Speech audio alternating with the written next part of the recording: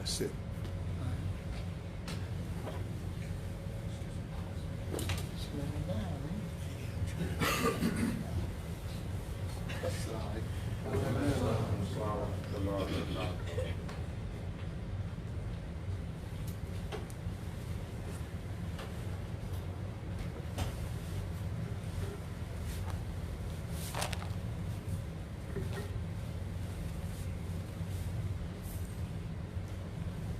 Allahu Akbar, Allahu Akbar. Allahu Akbar, Allahu Akbar. Ashhadu an la ilaha illallah. Ashhadu an la ilaha illallah. Ashhadu anna Muhammadan Rasulullah. Ashhadu anna Muhammadan Rasulullah. Hayya ala salat. Hayya ala salat.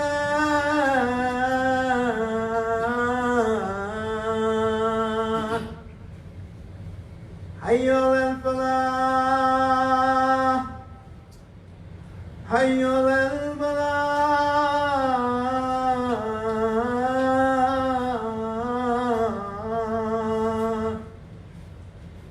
Allahu Akbar, Allahu Akbar. La ilaha illallah.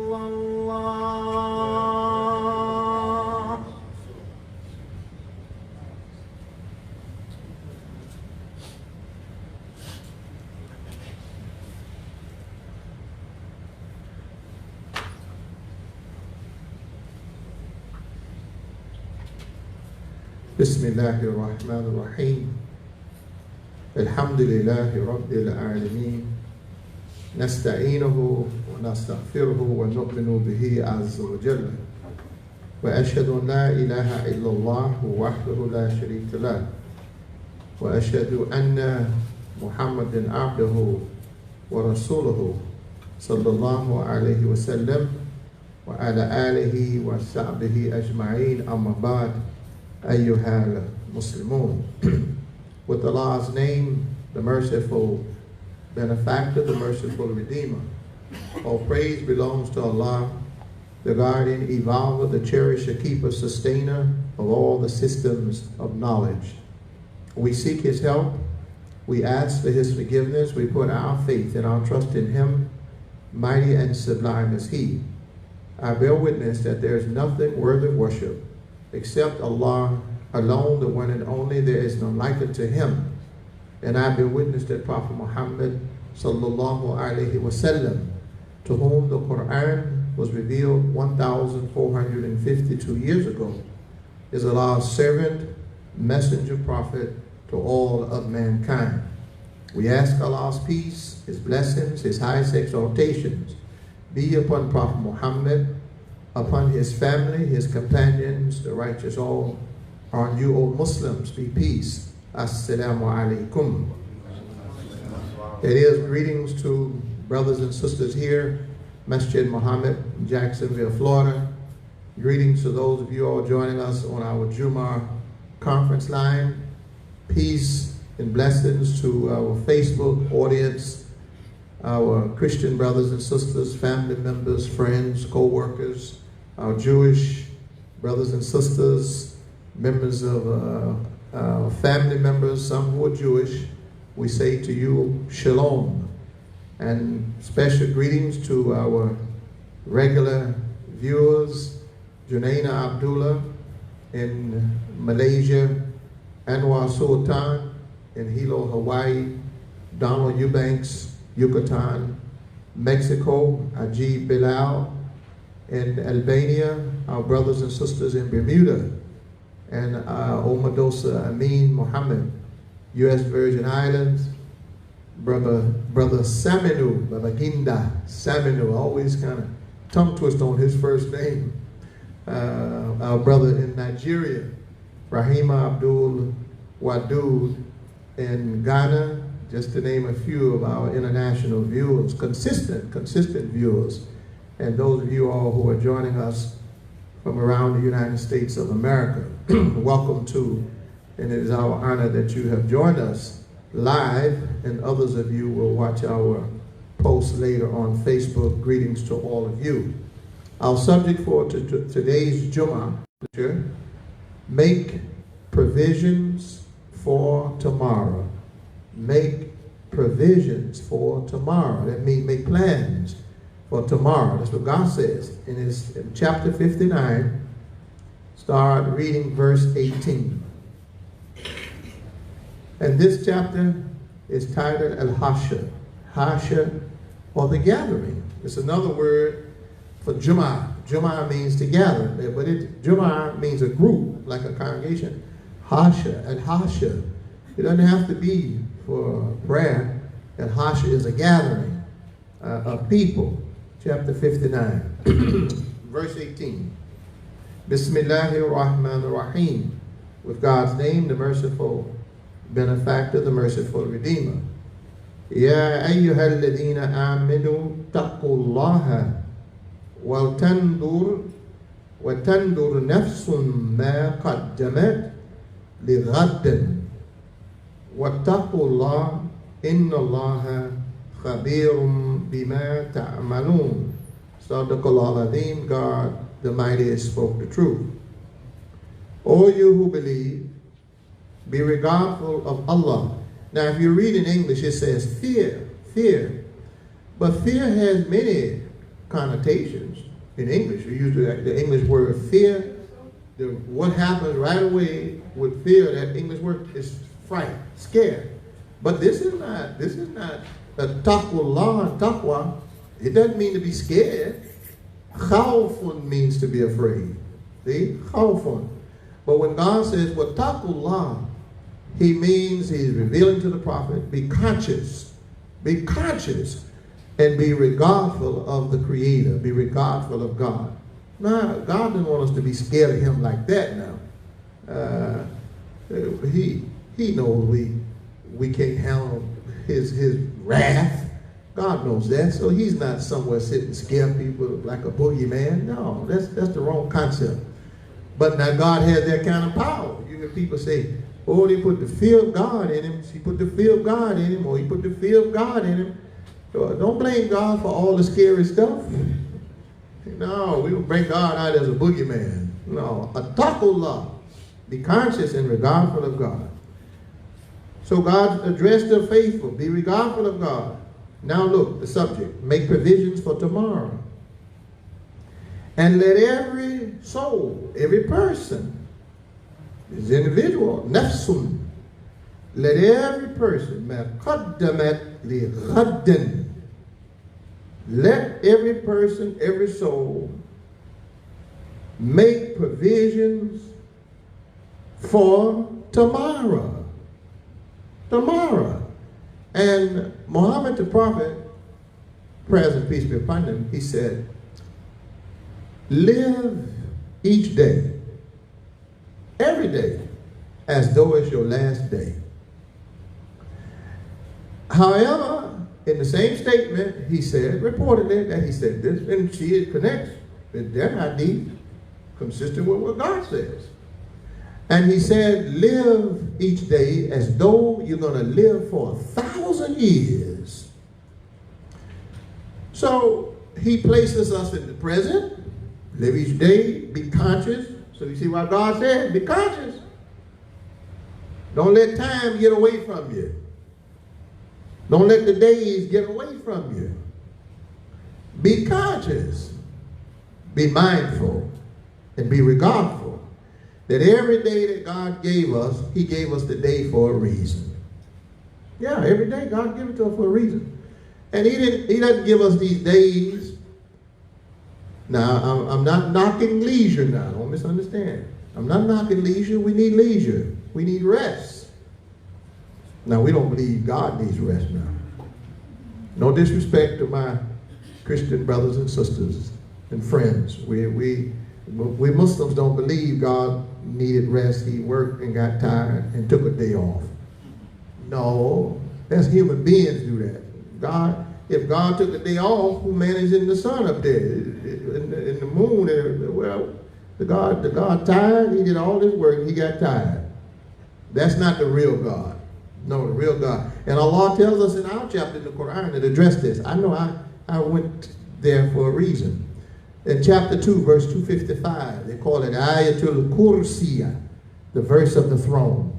And in that chapter and verse of the Quran, it says, God does not get tired. Slumber means you're tired. And he does not go to sleep.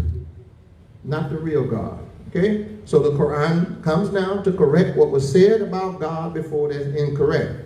So God says, plan for tomorrow. Make provisions. And the prophet, he said, live as though you're going to live for 1,000 years. Now let me ask you a question.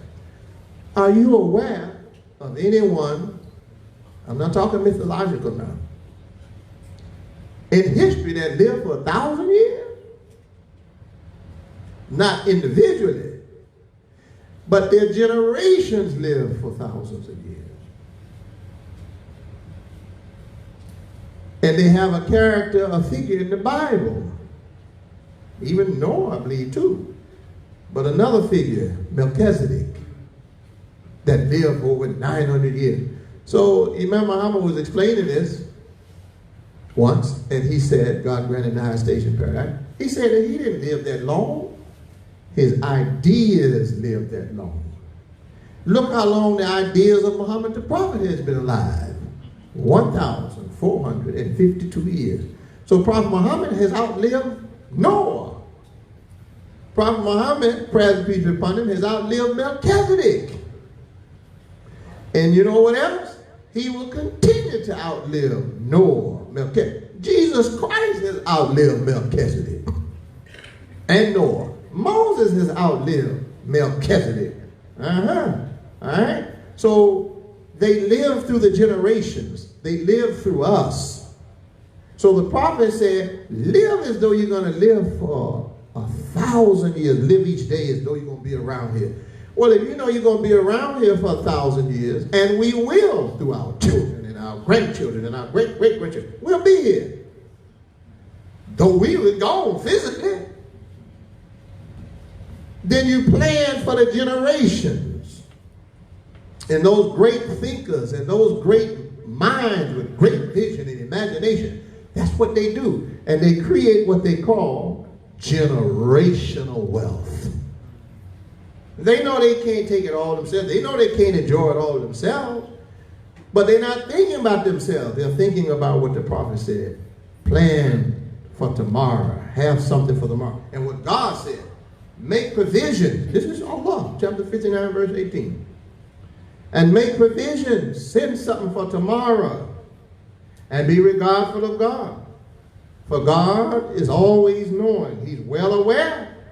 Khabir. I mean, he's well aware with everything that you do. You don't have to tell God anything. And you know what else? We don't have to tell God on anybody else either. God is aware. He is sensitively aware of everything we do. Verse 19. Don't forget the subject. Make provisions for tomorrow. وَلَا تَكُونُوا. And by the way, غَدًّا. You know what غَدًّا means? غَدًّا means tomorrow. Akhirah. Last couple of weeks I've been giving you that one. The future. The future. See? In this life and the next life. That's akhirah. Ghadan means tomorrow. Days coming, tomorrow. Now you can say that's akhirah too, yes, later, but God is making it a little more close when he uses ghadan. Yeah. So if you tell a person, say, I will see you, you don't say akhirah. Say, if you want to meet them tomorrow, you say, I will see you ghadan, inshallah. I will see you tomorrow. And tomorrow will be Saturday. Today is Friday. So you use the word ghadan. So God is telling us to bring the days close to us. Ghaddan, Ghaddan, Ghaddan. See? Friday, Saturday, Sunday, plan. And you've heard me say this before. They used to say, oh, you can't see into the future. Well, that has changed. Because the weatherman makes a forecast and tell us what the 7-day outlook is going to be. And they say, and we have some storms, tropical storms stirring off the coast of Africa. They haven't even arrived to the United States yet. But the weatherman is telling us, and every time I see him say that, I said, how are they able to see the future? Because God has allowed man through technology and science to see ahead and to see dangers before they even happen, so the people can plan and make preparation. Isn't that a mercy of God? Now, this is not my subject, but on a side note, don't lose the message in the sign that they're all stirring from West Africa. And they following the same path that those slave ships followed all the way to America. Here comes the hurricane right behind them and claim back those. Oh, let me get back to my subject. God says in the skies, in the earth, and even in yourselves are ayats, instructing signs for those who pay attention. Ain't no accident that all them hurricanes headed to America come from West Africa.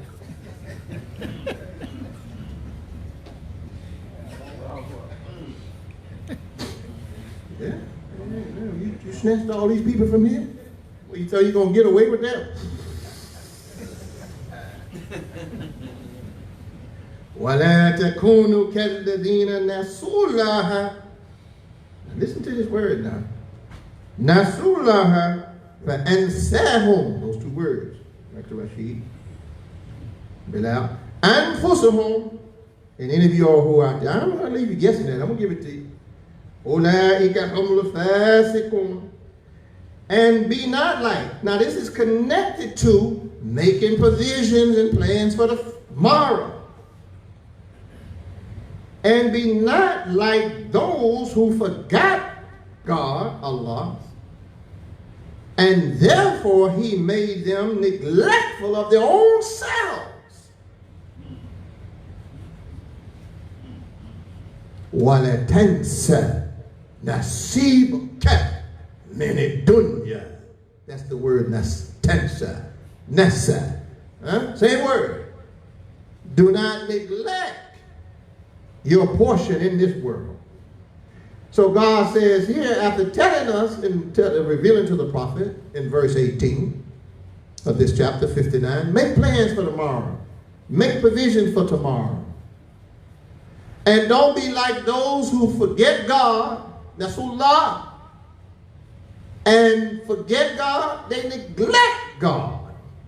They neglect their obligations to God.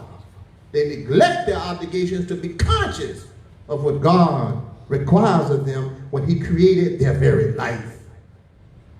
And think about it this way. Who do we owe more obligation to and a duty to, or who should we owe more obligation and duty to than the one who gave us our life? Think about it. So God is saying, don't neglect me, because if you forget the one who gave you your life, I'm gonna call you to forget what you're supposed to be doing for your life. Since you forgot the one who gave you your life, I will cause you to forget and neglect your own souls. And collectively, unfortunately, now, how can I say this without?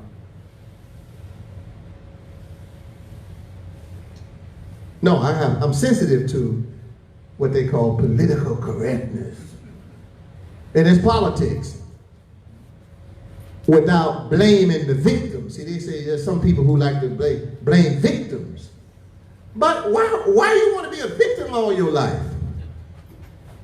So for the African American people, our social circumstances, the negative side of it, is because our generations through time neglected and forgot God. So God says, according to this verse, I will cause you to neglect your own group, your own selves, because you forgot who gave you life. So don't be like that. So God is speaking to the believers. Ya ayyuhalladhina amanu wa la takunu kalladhina nasullah. You all who have faith, don't be like the other ones who have no faith, who have given up on God, who have given up on living good, decent, disciplined life. Don't be like the wasters who waste their lives and waste their time and waste their resources. Don't be like them. Because if you think like them and feel like them, your circumstance and situation will become like theirs in time. This is God speaking to Muhammad the prophet. Now, the philosopher, the 19th century philosopher that I'm really enjoying, and thank Shah for introducing me to him, this great thinker, professor, I call him Professor Samuel Smiles. Now, like I said, he was in Europe, so I'm sure, oh buddy, that he got to look at that Quran. Quote, speaking of provisions for tomorrow, for themselves, they don't provide for the families. They make high wages, but eat, drink, everything they earn. Such people are constantly poor and hanging on the verge of destitution because they're not doing what God says. Make provisions for Captain, for tomorrow. And tomorrow means tomorrow's generation. Children and grandchildren. And those who have that kind of vision, you hear them speak. Generations. They plan for generations. Professor Smile. It is the same with nations. The nations which consume all that they produce without leaving a store for future production. Now think about our circumstances with the United States now. And Pharaoh and his hosts, that's how the Quran addressed them now. Pharaoh and his people and his host. Pharaoh and his host, his people, would have us believe that ain't nothing wrong in America. Unless it's convenient for them to point out what's wrong in America. Where they can get political expedience and benefit from it. So when it benefits them, they say, oh, no human being would live in rat-infested neighborhood. See, that's benefiting them now. When it does benefit them, they say, how can you criticize America? Go back where you came from if you don't like this place. You said something wrong with America. Oh, wait a minute, you can't have it both ways. You can't criticize the people that criticize what's wrong, and then you turn around and criticize what's wrong. But when you criticize what's wrong, it's all right for you to do it. And nobody told you to go back where you came from. I just had to throw that in because Mr. Smile speaking about nations. The nations consume all that they produce without leaving a store for future production. Have no capital. Like thriftless individuals, they live from hand to mouth and are always poor and miserable. Nations that have no capital have no commerce. Now, United States. Yeah, I did it. I went from the individual picture to the national picture. Because we live in this nation. We live in America. So we can't walk around in the United States with blinders on. Like what happens in America don't impact us. We are America. Then don't you let anybody tell you anything different.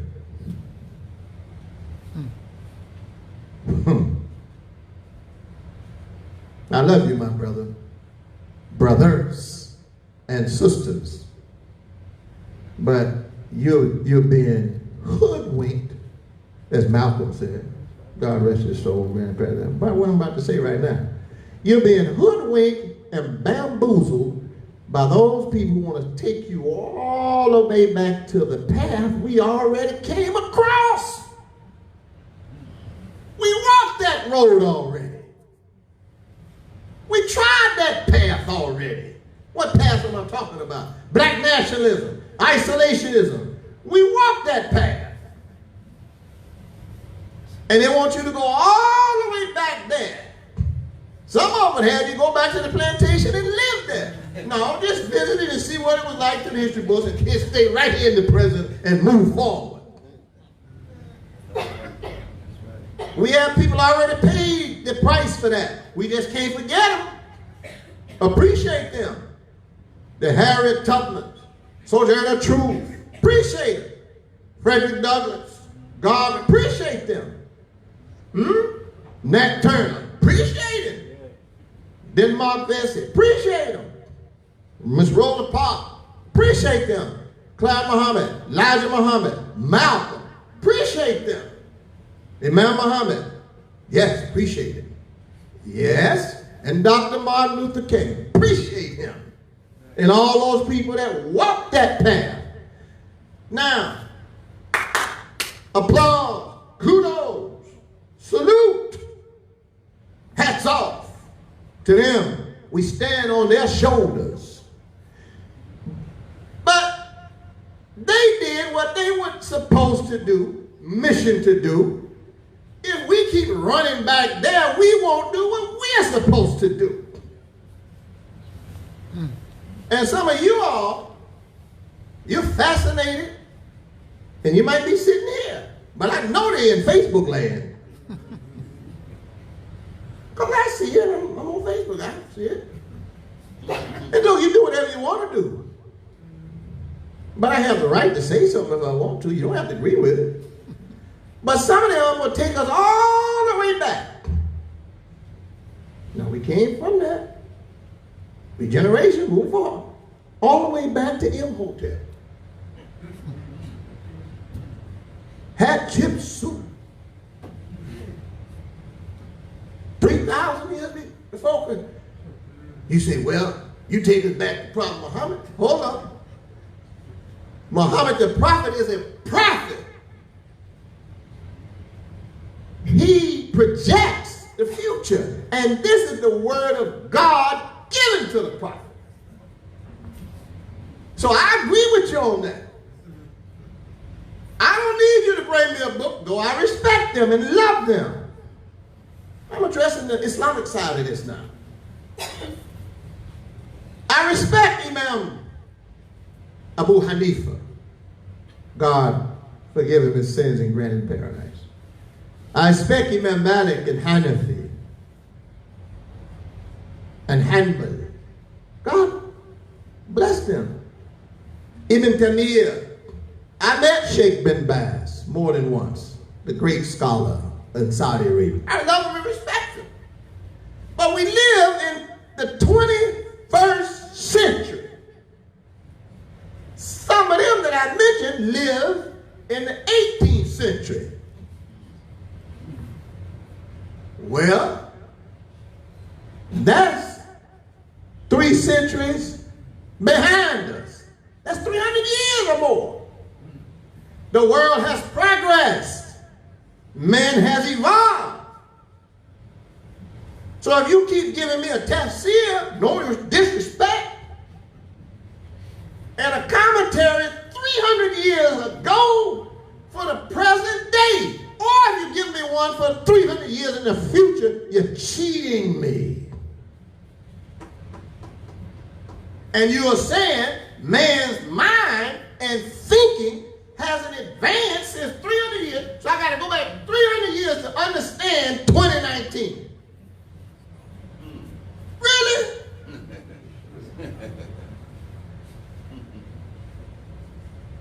Well, let me just say this. Those 4 schools of thoughts, none of their leaders were ever on a jet 757 Boeing flying across the earth. Never did. So they never saw the world from 40,000 feet in the air.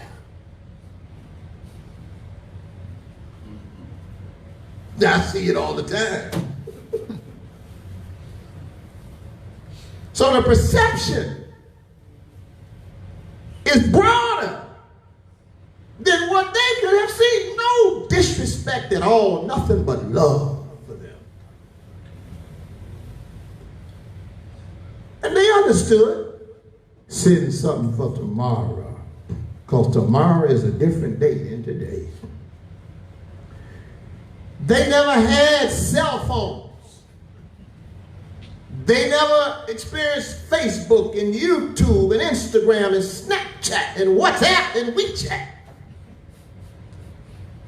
So if man's mind scientifically and technologically has stayed back there and keep relying on that, we would not have the technological advances that we have now. And guess what? We would not have what's coming for tomorrow, what's coming in the future, if the mind of man gets stuck in the 21st century and not send his imagination forward for tomorrow. He'll be stuck right here. And every month I get I told you this before, just got one the other night, and I have to sit at 2 o'clock a.m. because I'm sleeping. Software update on your phone. This is every month. I just bought the tag on phone. But they won't even let it stay stuck. 3 months ago when I bought it, the S10 Plus. Fascinating piece of machinery, equipment, technology. Love it. But they still tinkering with it, still working on it. And every month they send me a notice. When do you want to schedule your update? I'm like, I just did it. You sold 30 days ago. As they say, you sold last year. You sold 30 days ago. So your mind have to keep evolving. That's what God says here. So no, we go back and look at Muhammad. The prophet said, prayer and peace be upon him. But we see the prophet told us, live what? As though you're going to live for 1,000 years. He's not saying, and then in his last sermon, he said, prayer. Pray that those who come later, see here after those who come in the future. He said, I pray that those who come later down the road will understand my message better than those who are present with me today. So the prophet said, look for greater understanding down the road. Times are going to be different. Times are going to change. The world is going to change. And look, I'm talking right now. Look for better understanding down the road. You're not going to be able to, 100 years from now, they can't keep running back to 2019. It's going to be a different world. And imagine the world in 3019. 1,000 years from now. Oh, Lord. We might not even have, the MASJID might be a hologram MASJID. Everybody hologram. Just hologram in. You just hologram yourself in. Wherever you are. Whoop! On your hand. Whoop! Say, we here. Whoop! Any IMAM somewhere in a hologram. Whoop! Everybody praying. The whole hologram making salah. Whoop! Who knows? They got flying taxis already. You keeping up, aren't you? You didn't know about that? Uber has flying taxis. And if you don't keep up, there's a book out called The Robots Are Coming. They already here. I saw an 18-wheeler in Jacksonville. They ran one down Jack. It had nobody in there. They drove the big old 18-wheeler, the test driver, with no driver. So you all better keep your eyes alert. You got a CDL today, they might not want you tomorrow. You went to sleep. You didn't stay alert. You didn't stay conscious. So the world passed you by. And they give you a notice. We don't need you no more. The truck drive itself.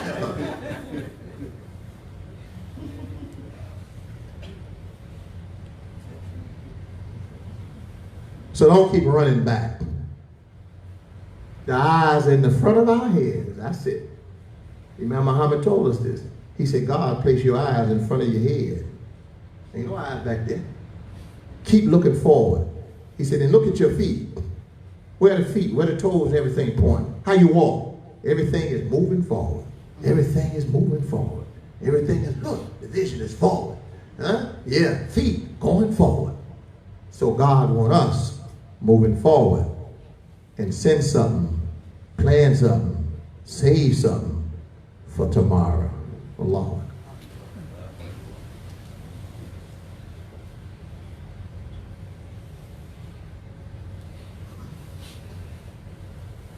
Bismillahirrahmanirrahim. With God's name, the merciful benefactor, the merciful redeemer. I witness there's nothing worthy of worship except God alone, the one and only. There's none like it to him. Ashhadu an la ilaha illallah. And I witness that Muhammad, the prophet, is the prophet to all people, all mankind. And we say peace and blessings be upon our prophet, sallallahu alaihi wasallam, upon his family, his companions, and the righteous all over this earth. Greetings again. Assalamu alaikum. Peace be with you, and shalom to our faith family members in the Jewish community. Before concluding reading from Imam Muhammad, I want to send our best wishes to all Hajis, all the Hajis and Hajjas, feminine, this is Dhul Hijjah, the month of Hajj. Now I won't, well, I should come there. Someone sent me something, and I get it all the time. It's okay. I appreciate it. And it said, these are the best of days. Dhul Hijjah, Hajj. No disputing that, no debate. But the Prophet also said, Ramadan was the best of days. So we have two hadiths. Now they're not in conflict. When Ramadan comes, they are the best of days. When Hajj comes, they are the best of days. But the person who was commenting, I think he got a little excited. He was from overseas. It's something I received, MP3. I was listening to it. He got a little excited, and he said, there's no way. Where it's mentioned Ramadan is the best of days. So I took the khutbah of Muhammad the Prophet, the lecture. I've read it here. The last Friday in Sha'ban, the month before Ramadan. And I sent it to the person. The Prophet said, its nights are the best of nights. Its days are the best of days. Its hours are the best of hours. Its month is the best of months. Speaking of Ramadan. So, I'm not dismissing Dhul Hijjah. Don't dismiss Ramadan. The Prophet is speaking in a context. Now, if you like to fast, listen. If you want to fast, these days in the Quran it's required of the Haji who can't make the Hadi, the sacrifice. So they say, well, fast so many days at the Hajj if you can't pay for the sacrifice. and so many days when you return home. But the Prophet didn't make that mandatory on everybody else. So I'm listening to the fella, and I said, well, he probably need to get his 9 days in, 10 days, whatever. I'm not critical. It's an option. You can do it. You're not on Hajj.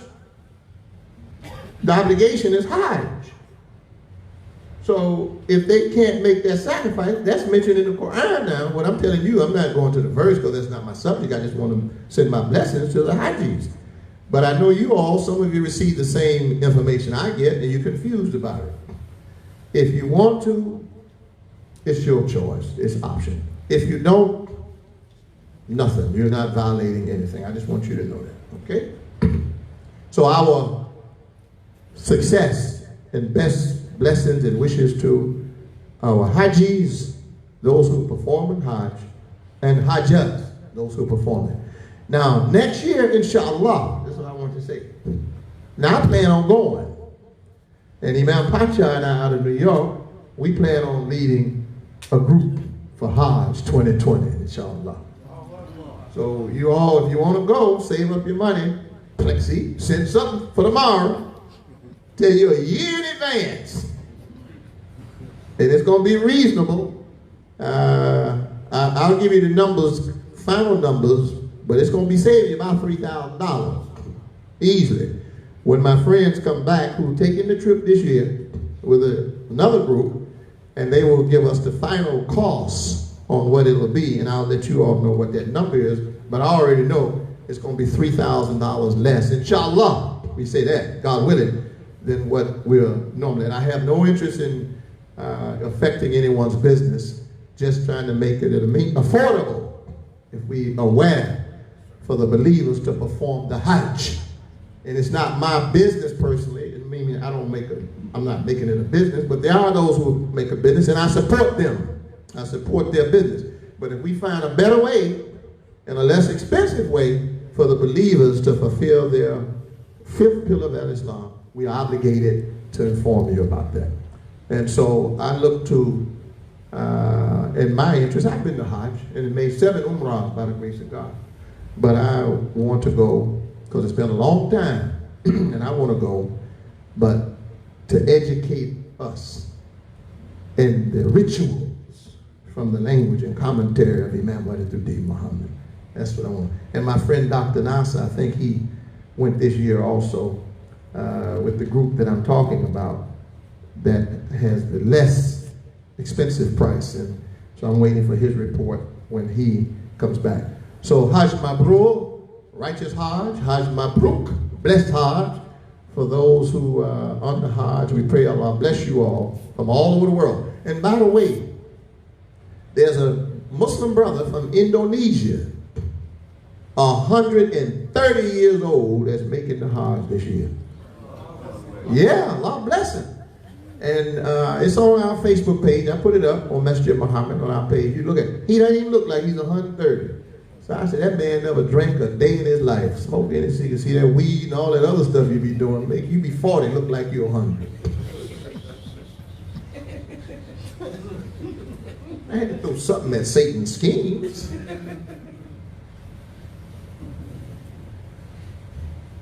In conclusion, Imam Muhammad, on this subject, make provisions for tomorrow. 116, because you're going to ask me the page, Ron, page 116.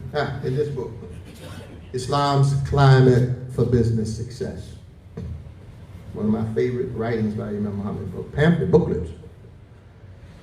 Quote, we know of this economy and also of the global economy and of what the best minds are saying.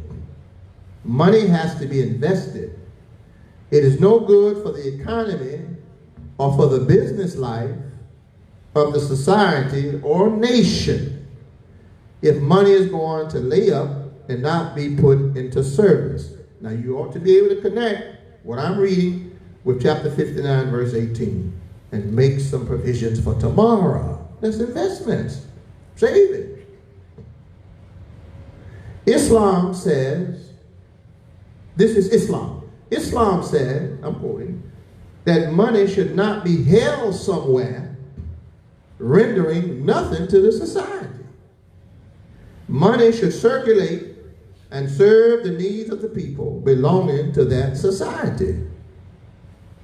Well, we have a community in America. We have a community in Jacksonville, Muslim community. Money should circulate among us and circulate among our community, and then circulate in the neighborhood where we have businesses among us. And we should look for us first. Ain't nothing racist about that. Nothing prejudiced about it. Common sense. I mean, everybody do it. So you can't blame the Hispanics for circulating money among themselves. That's foolishness. Chinese for spending money with Chinese. Koreans spending money with Koreans. Japanese spending money with Japanese. European Americans spending money with European Americans. Everybody with some common sense circulate their money. Jews circulate their money 12 to 20 times. You ain't touched their money. To 20 hands among them have touched it. We the only group that I know of. Now y'all can correct me later. I know I could be corrected. I don't mind. Correct me later. But to the best of my knowledge, we're the only group that just take our money and give it to every other group with no consciousness on first circulating that money with our group. That's right.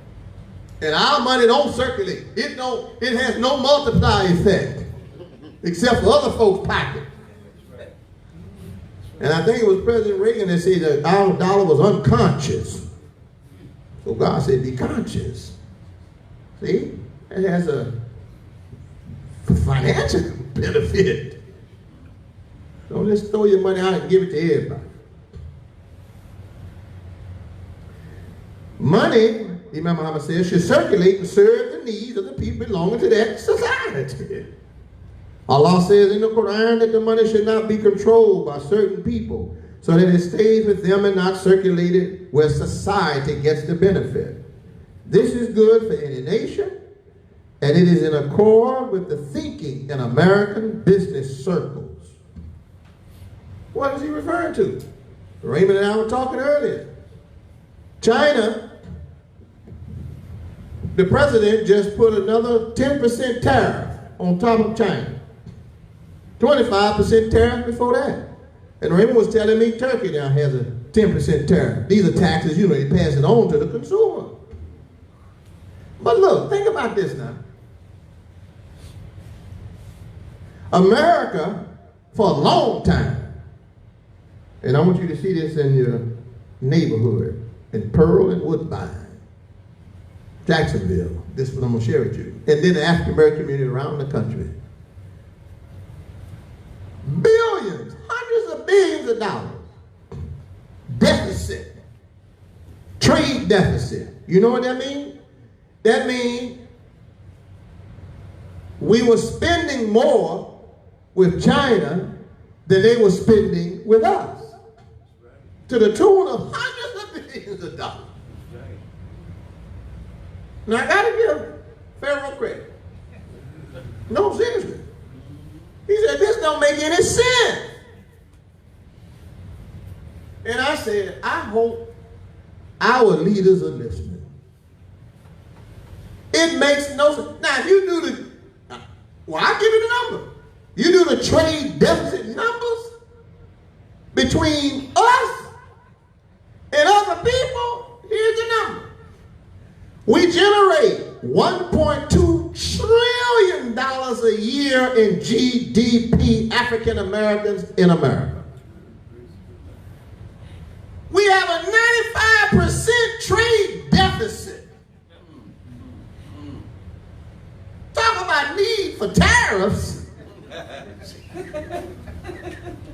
This whole thing needs to be reconstructed. What did I just say?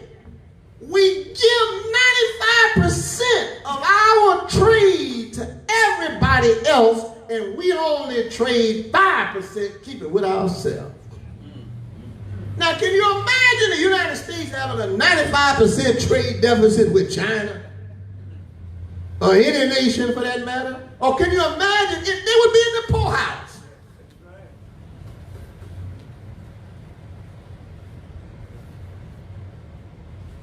So on the global stage, the nations are correct in saying, no, we need fair and balanced trade. Now, you may not even get it all to even out all the time, but at least try to get as close to even and fair as possible. Well, we upside down. And it ain't no joke, this is sad. And everybody else getting rich off our 1.2 trillion. This is every single year. And you want to know why our neighborhoods look the way they look across the United States of America? Because we have a trade imbalance with everybody else. Seriously, 95%.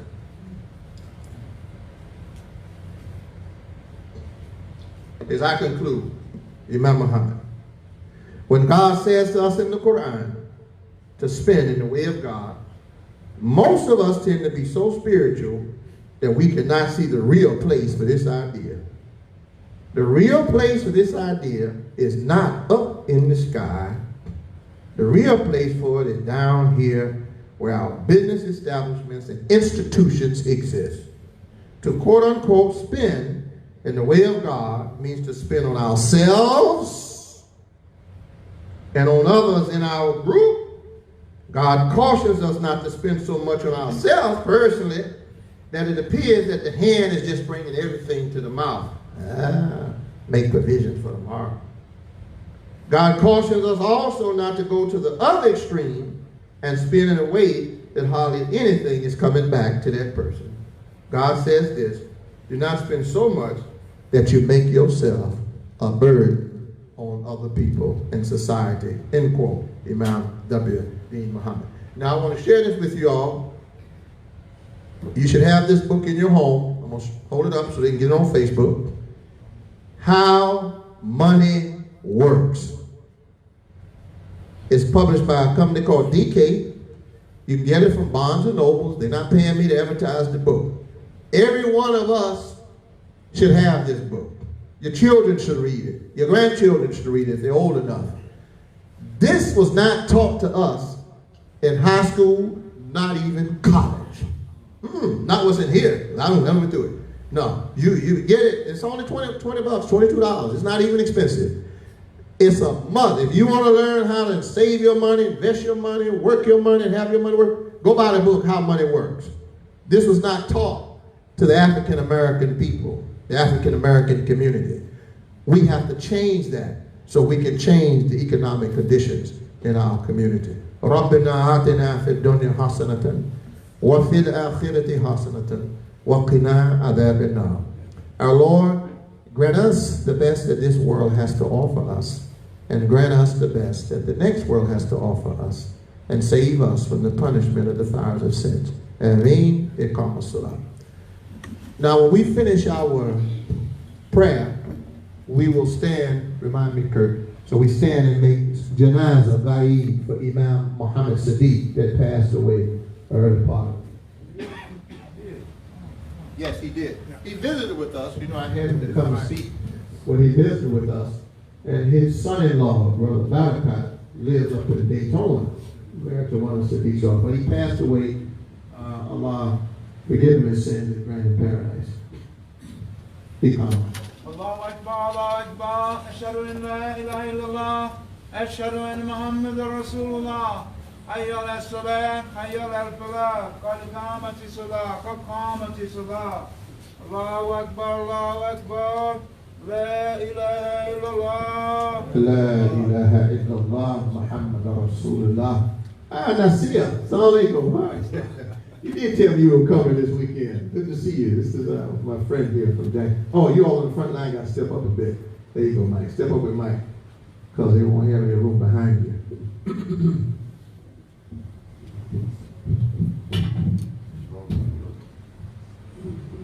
Yeah, make sure it's straight now. Y'all make sure your lines are straight. Mike, step up just a little bit. There we go. Allahu Akbar. Bismillahir Rahmanir Rahim. الحمد لله رب العالمين الرحمن الرحيم مالك يوم الدين إياك نعبد وإياك نستعين اهدنا الصراط المستقيم صراط الذين أنعمت عليهم غير المغضوب عليهم ولا الضالين آمين. إذا جاء نصر الله والفتح ورأيت الناس يدخلون في دين الله أفواجا فسبح بحمد ربك واستغفره إنه كان توابا. الله أكبر.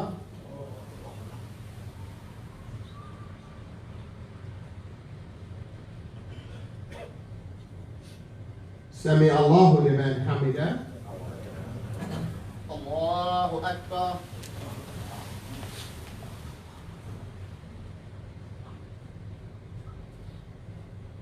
الله أكبر. الله أكبر.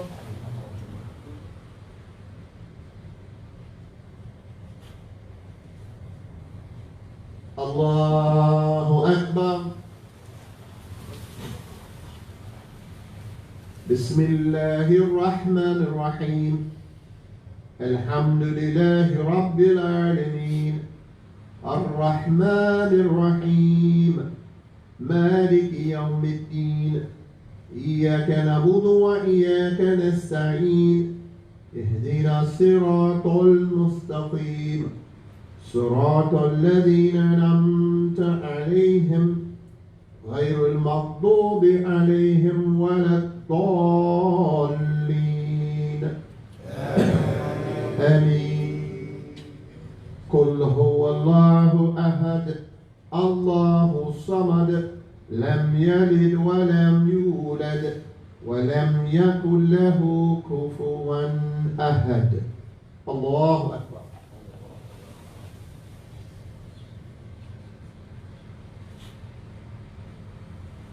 سمع الله لمن حمده. الله أكبر.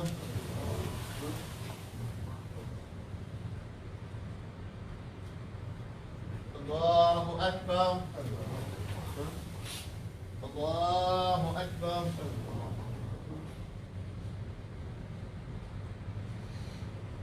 الله أكبر.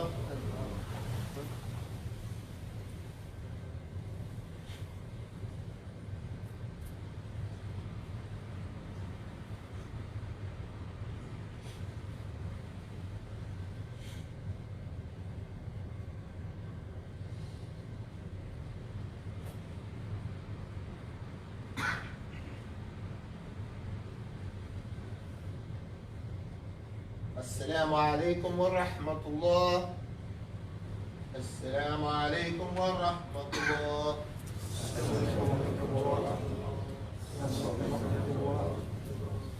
ربنا أفرج علينا صبرا وثبت أقدامنا وانصرنا على القوم الكافرين. ربنا لا تزغ قلوبنا بعد إذ هديتنا وهب لنا من لدنك رحمة إنك أنت الوهاب. الفاتحة. بسم الله الرحمن الرحيم الحمد لله رب العالمين الرحمن الرحيم مالك يوم الدين إياك نعبد وإياك نستعين اهدنا الصراط المستقيم صراط الذين أنعمت عليهم غير المغضوب عليهم ولا الضالين. آمين. تقبل الله. Let us stand down for the Salat al-Janazah for Imam Muhammad Sadiq. Very good friend of mine I know a long time. Those of you who are not familiar with the Salat al-Janazah for Muslims, the prayer, and I'm speaking to those of you all on Facebook, on our Jumah conference line, and maybe some of you here. So I never take for granted that what we're getting ready to do, everybody knows it, because we always constantly have new people come to the MASJID, new people on Facebook, new people listening to what we say. So we have to explain what we're doing now. We just can't assume that everybody knows. So we make what is called takbir. Takbir means to glorify God. And we make 4 of them. And in the first one, we say Allahu Akbar, the prayer silent. It means God is greater. And we recite the opening chapter of the Quran, Al-Fatiha, the first chapter of the Quran. That's in the first glorification or the first takbir. Then we say Allahu Akbar, second takbir of glorification. And we recite the prayer of Abraham. And those of us who are Muslims, we know that prayer because we have to say it when we see it.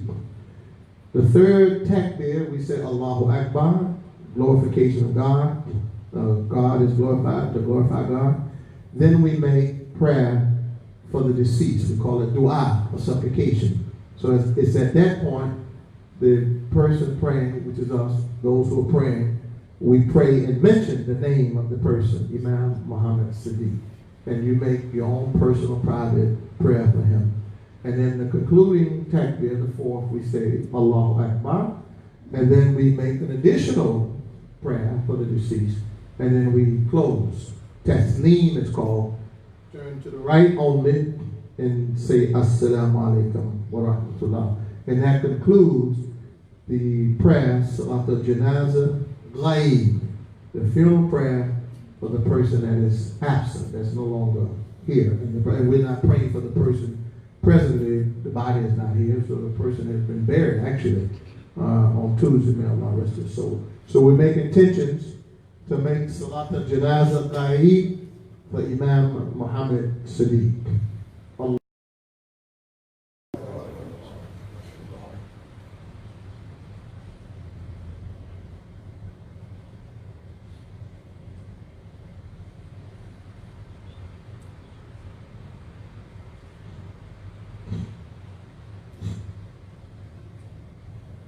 Allahu Akbar.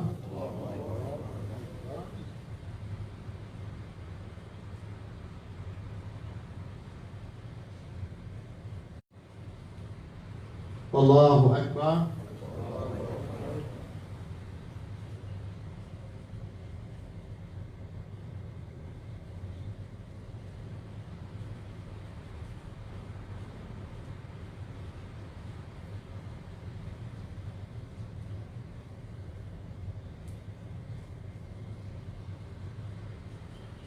Allahu Akbar.